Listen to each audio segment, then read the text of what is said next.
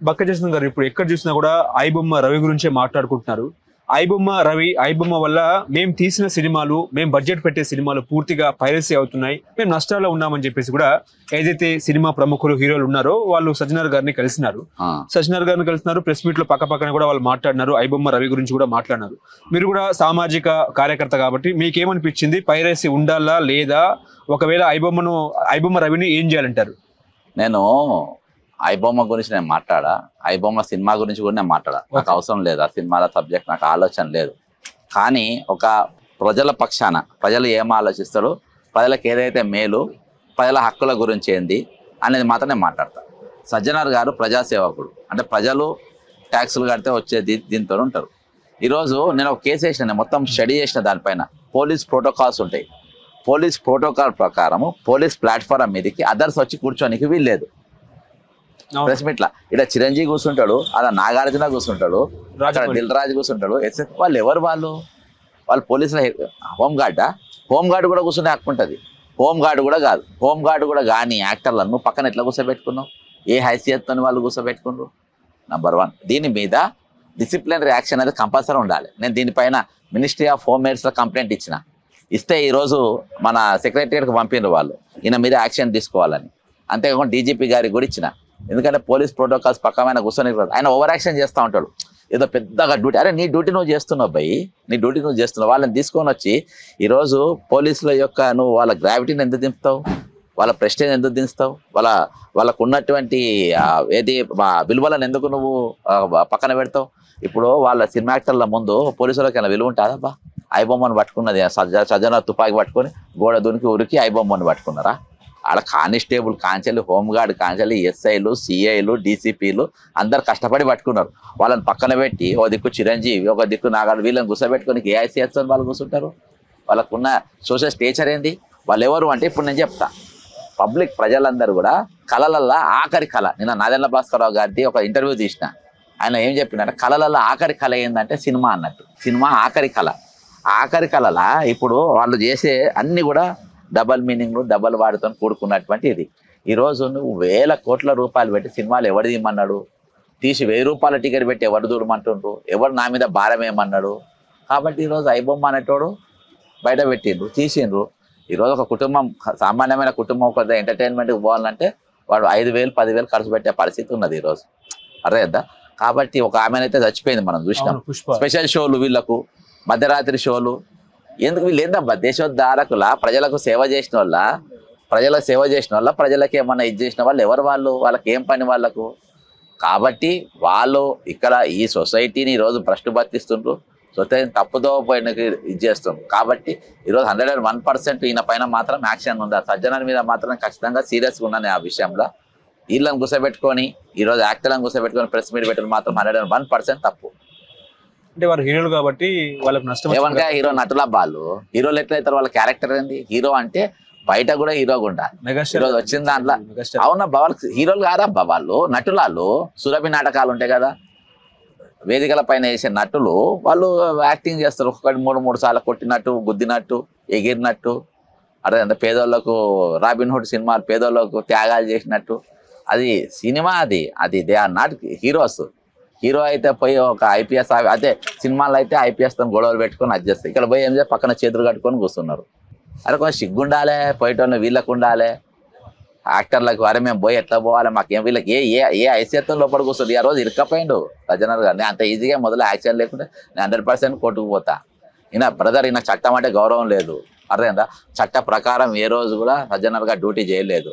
Above the law ఈయన hero కానికి చూస్తాడు.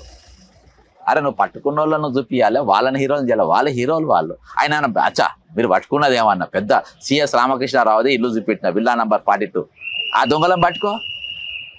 సందీప్ కుమార్ సుల్తానియా అలా బిడ్డ పెళ్ళికి ఒకరిని పెరుగు అడుక్కున్నాడు, ఒకరిని ఐస్ క్రీమ్ అడుక్కున్నాడు.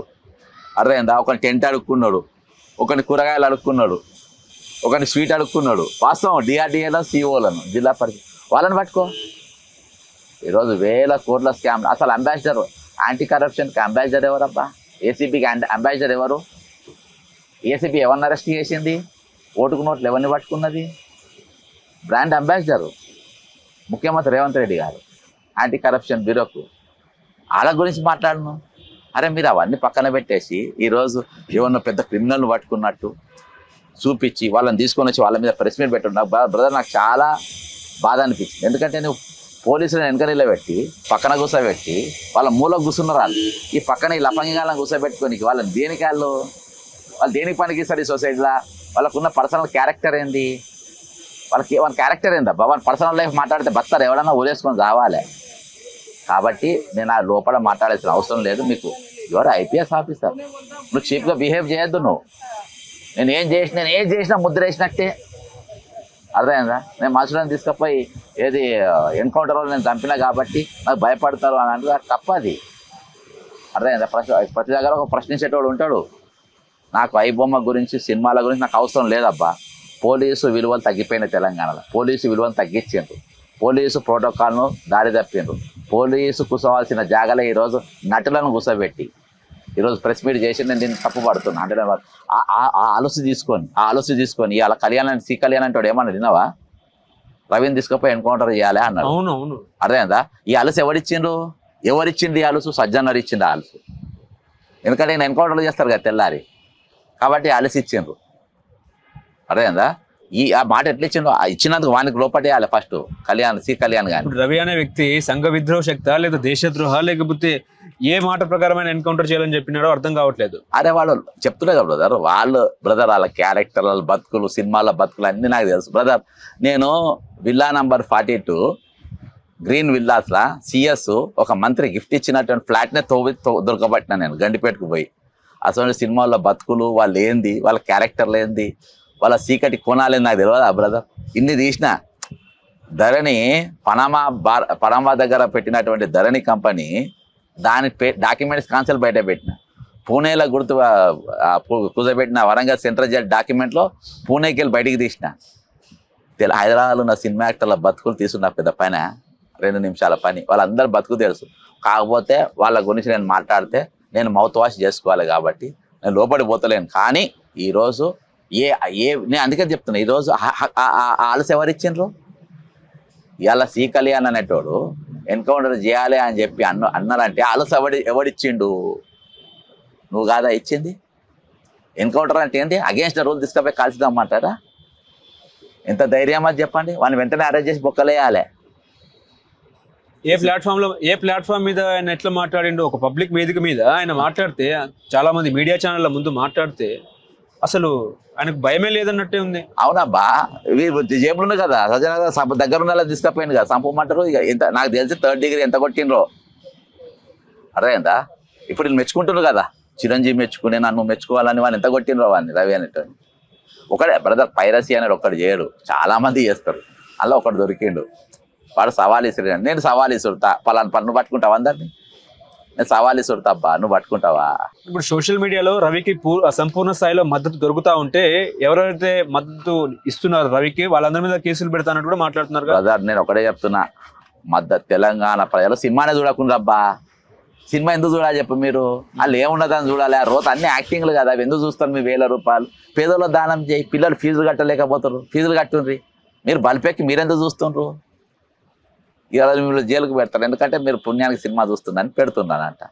అదే ఎంత చూడకుండా వాడు రియల్ ఫైట్ చేస్తుండ్రు. అబ్బా వాడు రంగులు వేసుకొని ఎగిరేటోళ్ళు, ఒక్కోడు 3 నాన్నాలు పెళ్ళిళ్ళు చేసుకునేటోళ్ళు, ఇల్లీగల్ ఎఫైర్స్ పెట్టుకునేటోళ్ళు. అర్థమైందా? ఏం నేర్చుకుంటారు వాళ్ళు? సమాజానికి ఏం ఉపయోగం?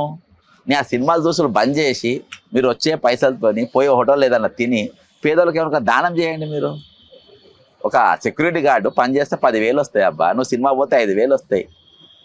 బ్రదర్ నేను 101% చెప్తున్నా కదా, ఇది జనం ఎంత తప్పు అది తప్పు. నువ్వు నేర్చుకున్న నీతి ఏందో నాకు చెప్పు. సజ్జనర్ గారు చిరంజీవిని పక్కన కూర్చోబెట్టుకున్నారు. చిరంజీవి ఒక పాట ఉన్నది, అబ్బని తీయని దెబ్బ ఎంత కమ్మగా ఉన్నరు అబ్బా. దాని అర్థం చెప్పమని దీన్ని దాని అర్థం సజ్జనర్ గారిని చెప్పమని అబ్బా. అబ్బని తీయని దెబ్బ ఎంత కమ్మగా ఉందిరో అబ్బా అని పాట పాడింది. దాని అర్థం ఏందో చెప్పమాను, చెప్పగలుగుతారా? మాట్లాడగలుగుతారా దీని గురించి? పట్టెలు ఇప్పుకొని బజార్లో నిలబడ్డ పాట అది. అసలు పక్కన కూర్చోబెట్టుకుంటారా బ్రదర్? ఇటువంటి ఏంది వాళ్ళ క్యారెక్టర్ ఏంది? వాళ్ళు దేని మీద డ్యాన్స్లు వేస్తారు? అదే సమాజానికి ఏం ఉపయోగం వాటి వల్ల?